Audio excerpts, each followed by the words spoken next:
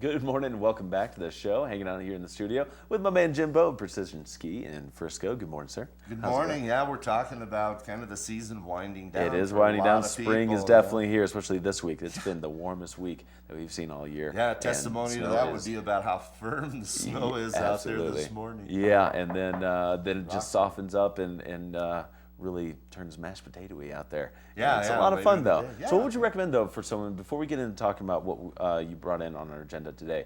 What would you recommend for someone to better prepare themselves for a day like this? Because it's not exactly the same as tuning your skis aboard for a day in January. Right. It sort of depends. Like if you're the kind of skier that likes to get out there early, as I said, the snow is going to be firm. firm to start, melts yeah. out in the afternoon, things get soft, and then freezes overnight. So you're going to need sharp edges.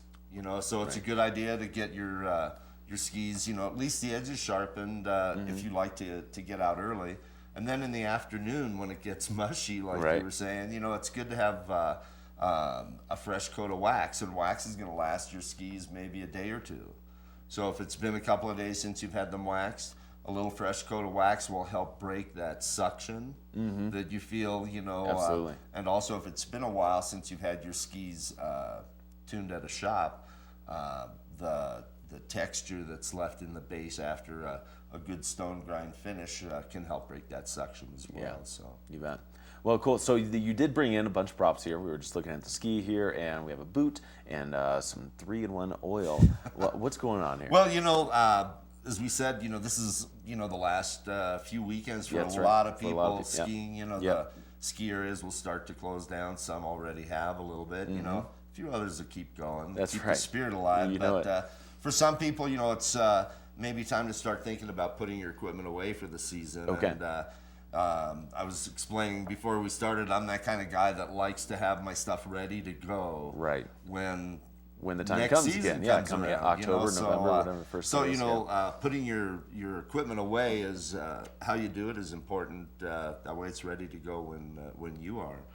And one of the things that on a lot of boots, they have a micro adjustability right here, which is a screw in a thread here. And if you take a little oil and put that in there, and then turn this a few times, and then turn it back, what that will do is it will, keep the inside of that from seizing up. Sometimes they get a little bit stiff, and Sure. sometimes they do need to be replaced. Right. And replace a buckle is probably $25 cost. Whereas if you put a little oil on there, then you're good to go. And when you store your boots, I just keep them buckled, just like you would ski in them. They don't have to be on the tightest setting. Okay. But if you've noticed that the boots, once you don't buckle them, Sure. they'll start to these pieces will start to expand out like this and straighten out. Yeah, and over the course it- of a few months. yeah, it they'll doesn't really start harm changing the shape, boot, yeah. but it makes it not so comfortable when you're getting ready to go out that first time. Okay, good to know. That's I a great want tip them there. ready Yeah, to go. put the boots in the buckle setting that fits your foot, not yeah, the tightest. yeah, Okay, yeah. good That to know. way they'll feel just like they do today. Yeah. And then also take a look at the bottom of the boots. Most boots have a replaceable heel and toe pad. It's a good idea to check those from time to time. They'll wear down, because of Sure. the Just walking pavement around, and yeah. sidewalks and parking lots that we walk on. They'll ultimately affect how easy it is to get in and out of the bindings Right. on your skis.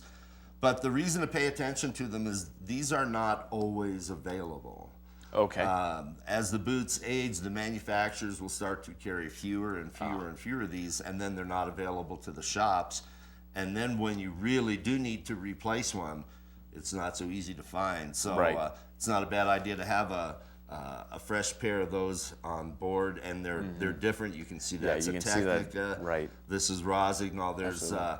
a different one for basically every boot and model that's out there. So that's something good to pay attention to. And then when you store your boots, some people say, I just put them out in the garage.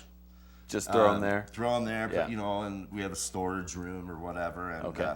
I told you we had a woman that came into our shop that had the boots, just kind of thrown into a corner in a bag, even in a bag, and she brings them in, and the boots are completely filled with dog food. Some rodent was at work storing up for the winter. Getting ready. So the best is once you've got the buckles lubricated and check the boot soles, buckle the boot up. You can put newspaper in here to keep critters out. What's really best is to put your boots into a boot bag, just like this. Assuming it has no holes, right? Assuming it has no holes, and then close it up like so. And now it's ready for the garage. Store it away. Now it's ready for the garage, wherever you're going to keep them. Yeah, right. And you're ready to go. So you got your boots taken care of. Boots taken care of. Now quickly with the skis here, what can we skis do? And bindings. Yeah. On the binding side, it's not a bad idea to reduce the tension on the toe piece and the heel piece. There's a spring in there. Yep. If you don't know how to do that, a technician at a binding shop can show you how to do it. And then at the beginning of the season, know that you should get your bindings reset and retested to make sure that they're working correctly for that season. Yep. So that'll take care of the bindings. And then on the skis, what you want to do is go ahead and get your skis tuned up so that they're sharp and ready to go next season. When, like you said, it's or good maybe, to just who have it knows, ready to you go. might decide to go in June this year. And, want to have your skis ready to go. And then what we'll do in the shop is put a storage coat of wax on the base. It seals it and gives it a lot of resiliency against damage from the snow surface, rocks and stones next season. Nice. That's a great tip there. Yeah. So get that end of season wax. It's springtime when when we're talking about putting your gear away like and what you can do. But some great tips sad, there. But it's been a great season. It was a great season. Still going on. And it is still going on. Yeah, a good solid another month and a half or so really if you want to keep it that way. You can get out there and get some turns in. For a lot of people it can be. But Jimbo, thanks a lot for helping out with that. Thanks and for having me. Fine Precision Ski right on Summit Boulevard across the street from Walmart next to Cammy's Frozen Yogurt in Frisco. It's right there. And hours of operation, we can find you? Yeah, we're 8 to 6 every day. 8 to 6? Yeah. Right. Every day. Go on in. Precision, they'll help you out if you have any questions. If you're not familiar with working on bindings or anything like that, they'll definitely be able to help you out with that kind of stuff. Jimbo, thanks a lot again. You bet. And have a great weekend. All right. You bet. We are going to take another break, be back with more. I think it's about time to get another look at your snow and weather coming up. Also, a watch and win coming your way here in just a bit. You're watching Southern Sunrise on TV.